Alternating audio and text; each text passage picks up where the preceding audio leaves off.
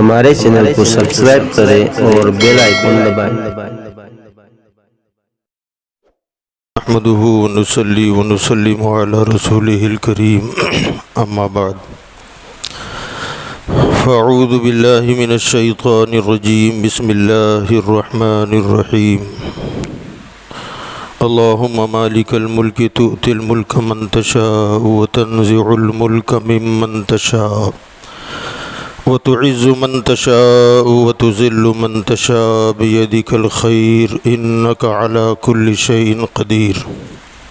सदक़ल्लाहुल अज़ीम। मुअज़्ज़ज़ मोहतरम सामईन किराम, अस्सलामु अलैकुम व रहमतुल्लाहि व बरकातुहू। इन्नल्लाह व मलाइकतहू युसल्लूना अलन नबी या अय्युहल्लज़ीना आमनू सल्लू अलैहि व सल्लिमू तस्लीमा। अल्लाहुम्मा सल्लि अला सय्यिदना व नबिय्यना व मौलाना मुहम्मदिन व अला आलिहि व अस्हाबिहि व बारिक व सल्लिम सलातन व सलामन अलैका या रसूल अल्लाह सल्लल्लाहु तआला अलैहि वसल्लम। कुरान मजीद फ़ुरक़ान हमीद की जिस आये करीमा की तिलावत का शरफ़ हमने हासिल किया है,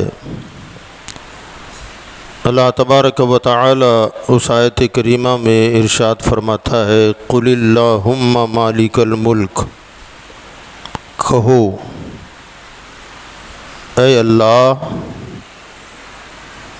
तू ही मुल्कों का मालिक है। तू तिल मुल्क मन तशा, तू जिसे चाहता है अपने मुल्कों की सल्तनत अता फरमाता है।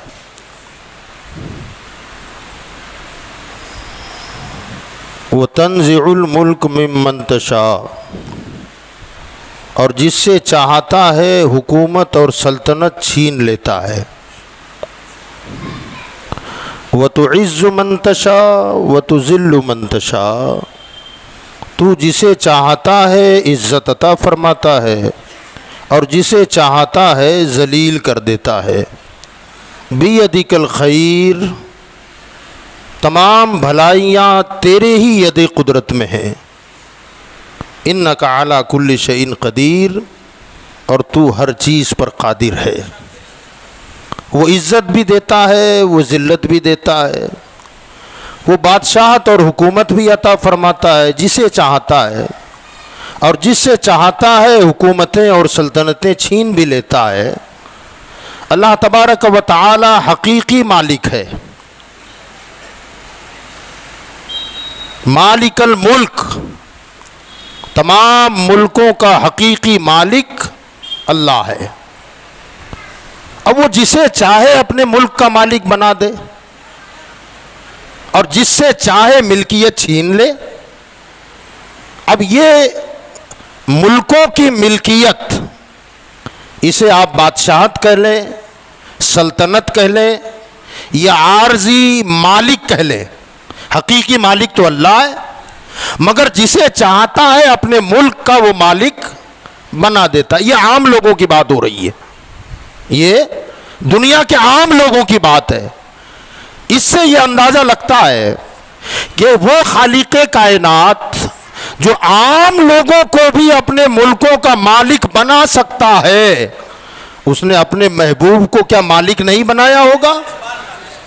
वो खालिक़े कायनात जो फिरऔन को मिल्कियत दे दे, कभी नमरूद को मिल्कियत दे दे, कभी यजीद वक्त को मिल्कियत अता फरमा दे, तो क्या उस रब्बे कायनात ने अपने महबूब को किसी एक मुल्क का मालिक बनाया? ना, फरमाया ये तो काफिरों को भी मालिक बना देता है, दहरियों को भी मालिक बना देता है, नास्तिक को भी मालिक बना देता है। और महबूब की क्या बात है? तो आला हजरत फरमाते हैं, खालिक़े कुल ने आपको मालिक कुल बना दिया। खालिक़े कुल ने आपको मालिक कुल बना दिया। दोनों जहां हैं आपके कब्जा व इख्तियार में। और हुजूर ताजुश शरिया बदरुत तरीक़ा अली रहमा फरमाते हैं, जहाँ बानी अता कर दें, मालिक खालिके कुल ने आपको मालिके कुल बना दिया। दोनों जहां हैं आपके कब्जा व इख्तियार में। अल्लाह ने सारे मुल्कों का मालिक अपने हबीब को बना दिया। आला हज़रत फरमाते हैं, जब अपने हबीब को बना दिया तो पावर कितना दिया। तो सरकार ताजुश शरिया फरमाते हैं कि जहां बानी अता कर दें, भरी जन्नत हिबा कर दें, नबी मुख्तार कुल है, जिसको जो चाहे अता कर दें। जहां बानी अता कर दें, भरी जन्नत हिबा कर दें, नबी मुख्तार कुल है, जिसको जो चाहे अता कर दें। जहां में उनकी चलती है, जहां में उनकी चलती है, वो दम में क्या से क्या कर दें। कह दें यार सुभान अल्लाह, कहते हैं सुभान अल्लाह। जहां में उनकी चलती है, वो दम में क्या से क्या कर दें। ज़मी को आसमां कर दें, सुरैया को सरा कर दें। ज़मी को आसमां कर दें। देखिए क्या फरमाया, जहां बानी अता कर दें। क्या अता कर दें? कौन अता करते हैं? मदीने के ताजदार ताजुश शरिया फरमा रहे हैं कि जहां बानी अता कर दें, यानी हुकूमत दे दें। हुजूर हुकूमत अता कर दें। ये नात का शेर है, हुजूर की तरफ निस्बत है कि हुजूर चाहें, जिसे चाहें हुकूमतें अता फरमाते हैं। लेकिन जनता भी तो हुकूमत दे रही है ना। 10 साल तक किसी को हुकूमत मिली, हमारे यहाँ की सल्तनत मिली, पब्लिक ने दी? बोलिए। और अब जो कुर्सी हिली, ये किसने हिलाई? अब सांप के मुंह में छछूंदर, ना उगलते बन रहा है ना निगलते बन रहा है। उगलूंगा तो क्या होगा, निगलूंगा तो क्या होगा। वो सीना तान के चलने वाले 2 सीट वाले के पास यूं कर रहे हैं, मियाँ जहां बानी अता कर दे, भरी जन्नत हिबा कर दे, नबी मुख्तार कुल है, जिसको जो चाहे अता कर दे। जहां में उनकी चलती है, वो दम में क्या से क्या कर दें। जहां में उनकी चलती है, वो दम में क्या से क्या कर दे। ज़मी को और सुरैया को, तो आसमानों में उड़ रहा था, तू समझता था मुझसे बुलंद कोई नहीं। उन्होंने नजर डाली तो तुझे तातू सरा में पहुंचा दिया। अब छोटे छोटों के सामने हाथ जोड़ रहा है। जरा सोच, कहीं सजदे की नौबत ना आ जाए। याद रखो, तो हुकूमतें तो लोग भी बना रहे हैं। उसके हाथ में डोर दे दी, किसने दिया? मगर याद रखिएगा, हम और आप या दुनिया की आवाम हुकूमतें तो दे सकती है, मगर चलाने का गुर नहीं दे सकती। और सरकार मदीना की शान वो है कि खाली हुकूमत नहीं देते, पहले हुकूमत चलाने का गुर देते हैं, फिर हुकूमत देते हैं। जब वो अता करना चाहे, हजरत सैयदना सलमान फारसी रदी अल्लाह ताला अन्हु फरमाते हैं कि आका करीम सल्लल्लाहु अलैहि वसल्लम मदीना मुनव्वरा के आखिरी जो साल थे, सरकार का विसाल अब करीब आ रहा था, हुजूर सल्लल्लाहु अलैहि वसल्लम दुनिया छोड़ने वाले थे। वो उस मौके पर इस्लाम काफ़ी डेवलप हो चुका था। तो हुजूर सल्लल्लाहु अलैहि वसल्लम अपने सहाबा को, कुछ सहाबा को अपना एलची बनाते, अपना नुमाइंदा बनाकर बादशाहों के दरबारों में खत लिख करके रवाना फरमाते थे। वहां मेरा नुमाइंदा बन करके जाओ, उसे इस्लाम की दावत दो, उससे कहो कि हक व इंसाफ पर मबनी हुकूमत चलाएं, मैं अल्लाह का रसूल हूं, अल्लाह एक है और मैं अल्लाह का आखिरी पैगंबर हूं। ये खतो किताबत दावत के तौर पर जाती थी। तो ताबईन ने सहाबा से पूछा था कि किसी को फारस भेजा, किसी को इराक भेजा, किसी को यमन भेजा। अब अलग अलग मुल्कों में जाने वाले लोग जिनको हुजूर भेजते थे, वो जाने वालों की जबान अरबी, और जहां जा रहे हैं वहां की जबान या तो रूमी है या फारसी है। इन्हें फारसी ना आए, उन्हें अरबी ना आए, और जब नुमाइंदा बन के आदमी जा रहा है तो उसके लिए जरूरी है कि दोनों मुल्कों की जबान समझे। सही बोल रहा हूं गलत बोल रहा हूं? भाई यहां का अगर आप किसी को विदेश मंत्री बनाए और उसे हिंदी और उर्दू के अलावा कुछ ना आए, उसे अमेरिका भेजेंगे आप? भाई उसे तो एबीसीडी नहीं आती है, वो जाके करेगा क्या? वहां तो आपकी नुमाइंदगी करनी है। अब सहाबा से ताबईन ने पूछा कि तुम्हें रूमी आती थी, फारसी आती थी? फिर हुजूर का पैगाम खाली खत के जरिए नहीं पहुंचता था, उसका पैगाम भी लाना होता। वो तुमसे कुछ जानना चाहता था, कुछ समझना चाहता था, उसका मामला कैसे हल होता था। तो सलमान फारसी फरमाते हैं, अल्हम्दुलिल्लाह ये मेरे मुस्तफ़ा की शान थी कि जिसको भी इंतखाब किया, ए फला ये मेरा खत रूम लेके जाओ। कहते हैं कि जब तक वो अरब कंट्री में सफर करता रहता था उसकी अरबी जबान होती थी, लेकिन जैसे ही वो दूसरे कंट्री की हुदूद में कदम रखता था कुदरती तौर पर उसे वहां की जबान आ जाती थी। ये हुजूर की अता है, ये सरकार की अता है। वहां की जो लोकल भाषा थी वो खुद ब खुद उसे समझ में आती थी, और जब जाता था तो उनकी जबान में बात करता था। वो भी सोचते थे ये हमारे इलाके का नहीं है, हमारी जबान कैसे बोल रहा है, हमारी जबान कैसे समझ रहा है। तो बात दरअसल ये है कि दुनिया वाले किसी को हुकूमत अता तो कर सकते हैं, हुकूमत चलाने का गुर नहीं दे सकते। मेरा मुस्तफा पहले गुर देता है और फिर हुकूमत अता फरमाता है। तो सारे मुल्कों का मालिक, ऊंची बोले कौन है? नहीं यार अकीदा है तो बोलिए। सारे मुल्कों का मालिक ऊंची, जिसका ईमान है वो बोले, जिसका ईमान नहीं है वो ना बोले। बोलिए सारे मुल्कों का मालिक अल्लाह है। ऊंची बोले यार, ऊंची बोले। ये नाम वो है ना मियां, अल्लाह। बोलिए तो और बुलंद आवाज से बोलो, अल्लाह। कितना बुलंद नाम है, कितना ऊंचा नाम है, सुभान अल्लाह। किसी मौके पर हम इंशाअल्लाह इस पर कलाम करेंगे। सारे मुल्कों का मालिक अल्लाह है। वो हुकूमतें सल्तनतें अता फरमाता है, इज्जत देता है। बंदे को जब तख्त पर बिठाता है तो बंदा का काम यह है कि वो सजदे में सर रखकर सुबहान रब्बियल आला कहे। मगर कुछ लोग सुबहान रब्बियल आला न कहते हुए अना रब्बुकुमुल आला कह देते हैं कि मैं रब हूं। 10 सालों में कितनी हैसियत है 10 साल की। यहां के 5 और मिला लें तो 15 हो गए, सेंटर के 10 मिला लो, वो 10 और ये 5 15। नमरूद को अल्लाह ने कितनी हुकूमत दी थी? नमरूद की उम्र थी 800 साल। कितनी उम्र हुई? 800 साल उम्र। और कंट्री का मालिक नहीं था, पूरी दुनिया का अकेला मालिक था, पूरी दुनिया का अकेला बादशाह था। पूरी दुनिया में उसके अलावा कोई शहंशाह नहीं था। अब अल्लाह ने जब तमाम मुल्कों की सल्तनत उसे अता फरमाई, 800 साल उम्र, और वो भी बड़ा बेनियाज है अल्लाह।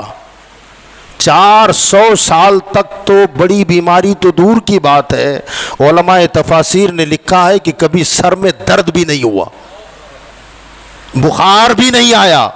400 साल जरा आप सोचे, जिसे सर्दी जुकाम ना हो, 400 साल उम्र अल्लाह ने 800 साल अता फरमाई, और किसी एक मुल्क का नहीं, पूरी दुनिया का अकेला बादशाह था।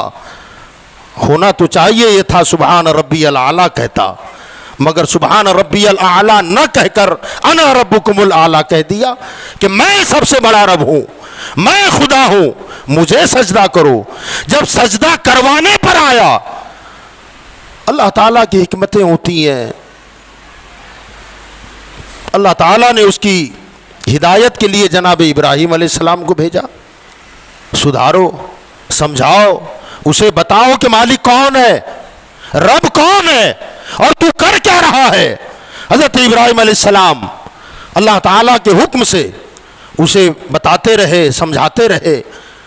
इत्तेफाक से कहत पड़ा हुआ था, लोग अनाज लेने के लिए दरबार नमरूद में हाजिर होते, जो भी अनाज लेने आता उसे अनाज देता और कहता रोजी मैं देता हूं, रोजी मैं देता हूं। 5 रुपया किलो चावल, 2 रुपया किलो गेहूं। इलेक्शन में बोल पड़ा कि मैं इतने करोड़ को रोजी दे रहा हूं, यही बात थी वो, मैं तुम्हें रोजी देता हूं, मैं रोजी देता हूं, बोलो तुम्हारा रब कौन? लोग कहते थे तू हमारा रब है। हजरत इब्राहिम अलैहिस्सलाम भी अनाज लेने के लिए पहुंचे तो कहा मैं रोजी देता हूं, बोलो तुम्हारा रब कौन? इब्राहिम अलैहिस्सलाम ने फरमाया तेरा भी और मेरा भी रब अल्लाह है। वो कहने लगा मैं रब नहीं हूं।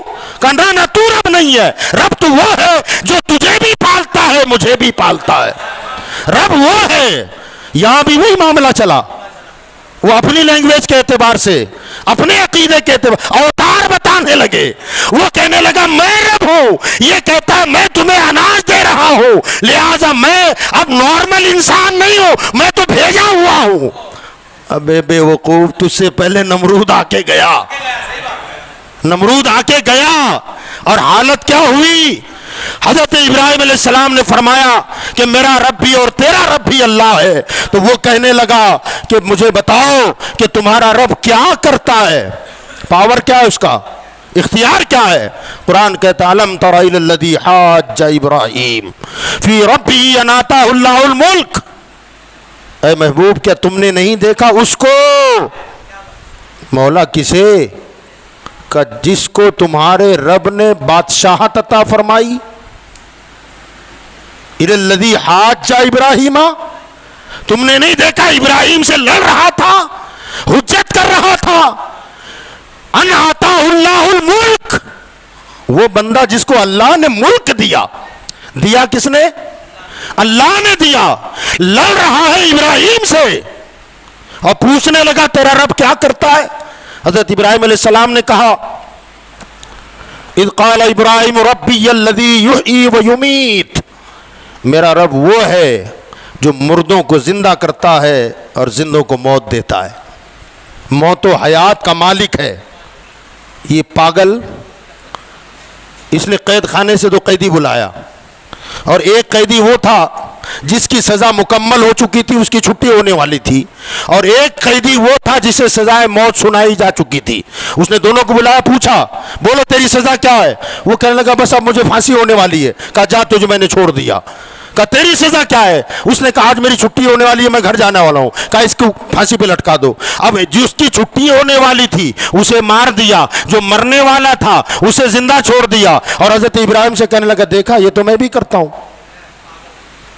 जो मर रहा था उसे जिंदगी दे दी, जो जिंदगी की तरफ जा रहा था उसे मौत दे दी। कहा अगर तुम्हारा रब मौत व हयात देता है तो मौत व हयात तो मैं भी देता हूं। हजरत इब्राहिम अलैहिस्सलाम समझ गए इसकी खोपड़ी में दिमाग नहीं गोबर भरा हुआ है, मौत व हयात के फलसफे को समझा ही नहीं है। युखरिजुल हय्य मिनल मय्यत व मुखरिजुल मय्यत मिनल हय्य, मेरे रब की शान वो है जो जिंदे से मुर्दा निकालता है और मुर्दे से जिंदा निकालता है। जिंदा मुर्गी से अंडा निकलता है, अंडे में कोई जान नहीं, कोई हरारत नहीं, कोई रमक नहीं, मगर वही अंडा जब मुर्गी के नीचे रखा जाता है 21-22 दिन निकलते हैं, तो एक जिंदा मुर्गी से मुर्दा अंडा उसी रब ने निकाला और मुर्दा अंडे से फिर जिंदा मुर्गी वही रब निकाल देता है। यह शान है मौत व हयात अता करने की, वो समझा नहीं। तब हजरत इब्राहिम अलैहिस्सलाम ने समझ लिया कि इसके अकल कम है, ये मेरे फलसफे को नहीं समझ पाएगा। आपने अपनी गुफ्तगू का तेवर बदलते हुए इरशाद फरमाया। कुरान कहता है क़ाल इब्राहिम फ़इन्नल्लाह याती बिश्शम्सि मिनल मशरिक़, बोले यार सुभान अल्लाह, बोले फ़इन्नल्लाह याती बिश्शम्स मिनल मशरिक़ फ़अती बिहा मिनल मग़रिब। मौत व हयात तू समझा नहीं? कहा अब मोटी बात करता हूं। कहा क्या? दुनिया बनी है तब से मेरा मौला सूरज को मशरिक से निकालता है, मगरिब में डुबोता है। अगर तू भी ये कमाल रखता है तो जरा एक मर्तबा मगरिब से निकाल। कुरान कहता है फबुहितल्लज़ी कफर, नहीं कर सकता ना, बगले झांकने लगा, ये मेरे बस का काम ही नहीं है, ये मुझसे हो ही नहीं सकता। कुरान कहता है फबुहितल्लज़ी कफर, काफिर मबहूत हो गया, हवाइयां उड़ने लगी। वल्लाहु ला यहदिल कौमज़ ज़ालिमीन, अल्लाह फरमाता है कि हाँ, अल्लाह जालिमों को कभी हिदायत नहीं देता। अल्लाहु अकबर। ठन गई, जब ठनी तो वो कहने लगा कि अगर तेरा रब इतना पावर वाला है, देखिए अल्लाह ढील कितनी देता है, लोग घबरा जाते हैं, डर गए थे ना 10 साल में, घबरा गए थे, बड़ी बेचैनी थी, हम भी डर रहे थे, आप भी डर रहे थे, सभी डर रहे थे कि अल्लाह कुछ तो करिश्मा दिखा दे। मौला बद सही, चोर सही, मुजरिमो नाकारा सही है, वो कैसा ही सही है तो करीमा तेरा। मौला हम गुनहगार हैं, सियाकार हैं, मगर मदीने वाले का कलमा पढ़ने वाले हैं, तेरे महबूब के उम्मती हैं, मौला हम पर रहम फरमा दे। पता नहीं अब ये क्या क्या जुल्म ढाने वाला है, मदरसों का नंबर लग गया, मस्जिदों का नंबर लग गया, अब इसकी बारी, अब उसकी बारी, हमारी वतनीयत पर शक किया जाने लगा, एनआरसी और सीएए का कानून नाफिज किया जाने लगा, अब पता नहीं क्या होना। हम डर गए थे। याद रखो, डरने की जरूरत नहीं है, सारे मुल्कों का मालिक हमारा रब है, हमारा मौला है। बस शर्त ये, मैं पहले भी कहता था, कुर्सी वाला हमारा नहीं है, आयतल कुर्सी वाला तो हमारा है। कुर्सी वाला हमारा न सही, आयतल कुर्सी वाला तो हमारा है ना। हमें उस पर भरोसा रखना है, उसके दर को पकड़ के रखना है। अगर उसके हो गए, मन कान लिल्लाह व कान अल्लाहु लहू, जो अल्लाह का हो जाता है, अल्लाह फरमाता है फिर मैं भी उसका हो जाता हूं। और जब अल्लाह हमारा हो जाए तो फिर चाहे जैसे तुर्रम खां आ जाए, नमरूद और फिरौन आ जाए, अल्लाह मिट्टी चाटने पर मजबूर कर देता है, मियां ऐरे गैरों के कदमों में डाल देता है। तो याद रखिएगा, नमरूद कहने लगा कि अगर तुम्हारा रब मेरे अलावा कोई और है तो मैं उसे ऐलाने जंग करता हूं। जरा सोचें आप, ये इंसान कितना गिरता है, अल्लाह से मुकाबला करने लगा।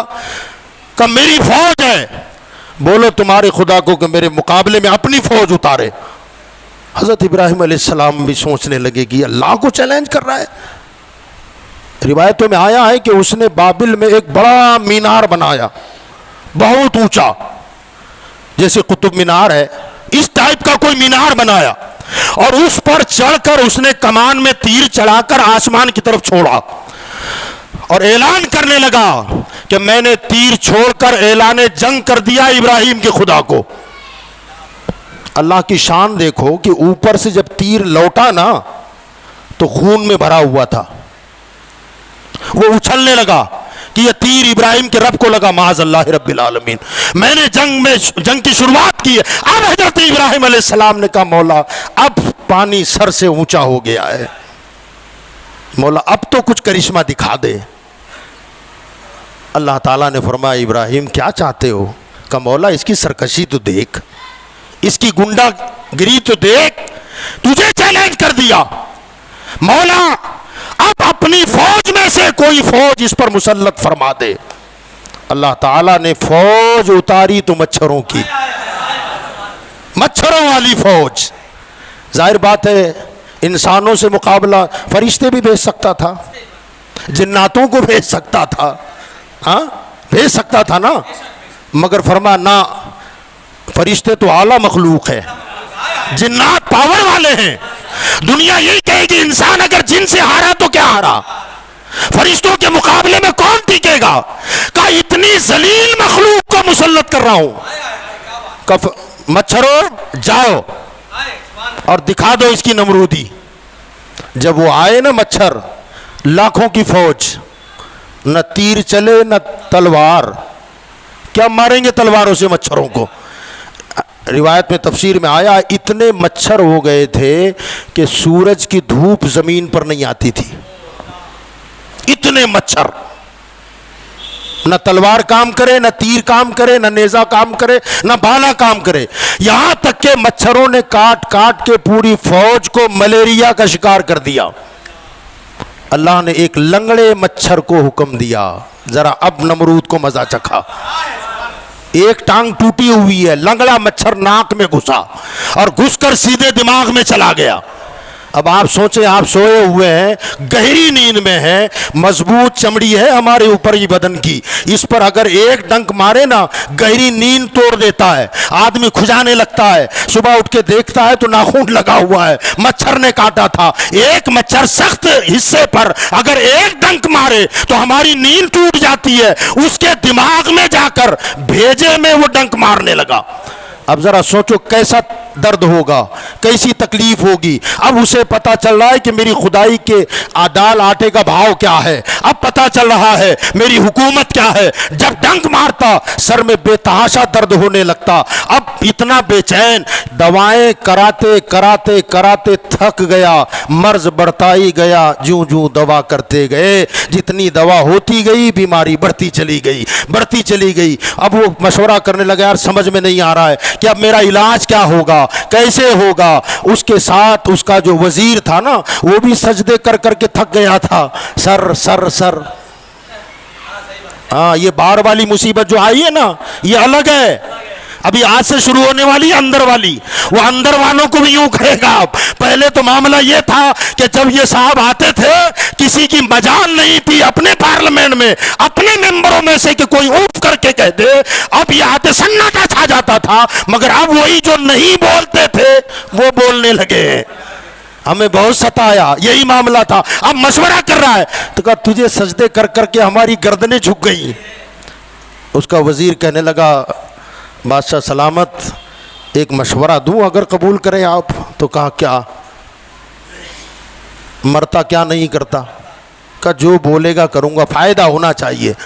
उसने कहा मेरा ख्याल है कि तुम्हारे सर के दर्द का एक ही इलाज है कि तुम्हारे सर पे जूता मारना चाहिए। उसने कहा अगर इलाज होता है तो वो भी कर ले। अल्लाह जब जलील करना चाहता है तो यहां तक लाता है, जब इज्जत देता है और बंदा अगर हजम नहीं कर पाता तो लोगों से सजदे करवाने लग जाता है। अल्लाह ने बुलंदी घमंड के लिए नहीं दी है, बल्कि जितना ऊंचा होना है उसके सामने झुकते जाओ, आजिज़ी इख्तियार करो। अल्लाह अज़मत व इज्जत अता फरमाएगा, अल्लाह वक़ार अता फरमाएगा। खुदी को कर बुलंद इतना कि हर तदबीर से पहले खुदा बंदे से खुद पूछे, बता तेरी रजा क्या है। अगर तू अपने आप को बुलंद करना चाहता है तो उसके दरबार में झुकना सीखो, आजिज़ी करना सीखो, इनकिसारी करना सीखो। अगर तुम दुनिया वालों को जलील करोगे, अल्लाह ताला तुम्हें भी जलील कर देगा।